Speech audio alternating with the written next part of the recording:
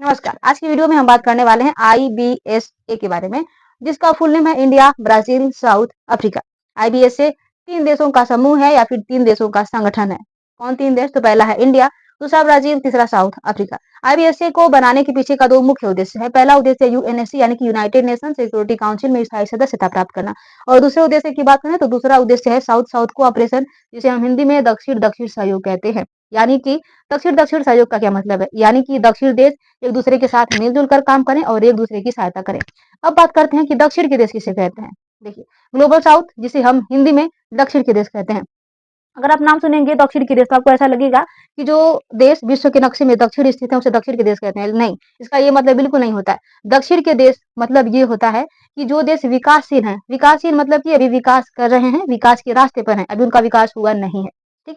या फिर वे देश अविकसित हों, अविकसित मतलब कि बहुत ही पिछड़े देश हों, मतलब ना विकास कर रहे हैं और ना ही उनका विकास हुआ है।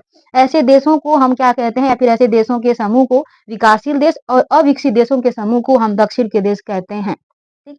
और वहीं बात करें ग्लोबल नॉर्थ यानी उत्तर के देश, तो उत्तर का देश ये मतलब नहीं होता है कि जो देश विश्व के नक्शे में उत्तर स्थित है उसे हम उत्तर के देश कहते हैं। नहीं, उत्तर के देश कहने का मतलब है कि जो देश विकसित हैं, विकसित देश हैं। विकसित देश मतलब कि जिनका विकास हो चुका है, जैसे कि अमेरिका हो गया, रूस हो गया, चीन हो गया, यूरोपीय यूनियन होंगे। ऐसे बहुत सारे देश हैं जो कि विकसित हैं, जिनका विकास हो चुका है, उन्हें ही हम विकसित देश कहते हैं। जैसे कि यहाँ पर अगर देखें हम मेक्सिको की, तो अगर आप देखें तो मेक्सिको भले ही विश्व के नक्शे में उत्तर स्थित है, लेकिन जो मेक्सिको है वो विकसित नहीं है, अभी वो विकासशील देश है, यानी कि उसका विकास हो रहा है। इसीलिए उत्तर में होने के बावजूद भी मेक्सिको को हम दक्षिण का देश कहते हैं, ना कि उत्तर का देश। ठीक उसी प्रकार ऑस्ट्रेलिया की बात करें तो ऑस्ट्रेलिया भले ही विश्व के नक्शे में दक्षिण स्थित है, लेकिन अगर ऑस्ट्रेलिया की बात करें तो ऑस्ट्रेलिया एक विकसित देश है। विकसित देश मतलब उसका विकास हो चुका है, विकास हो चुका है, इसीलिए दक्षिण में होने के बावजूद भी ऑस्ट्रेलिया को हम उत्तर का देश कहते हैं।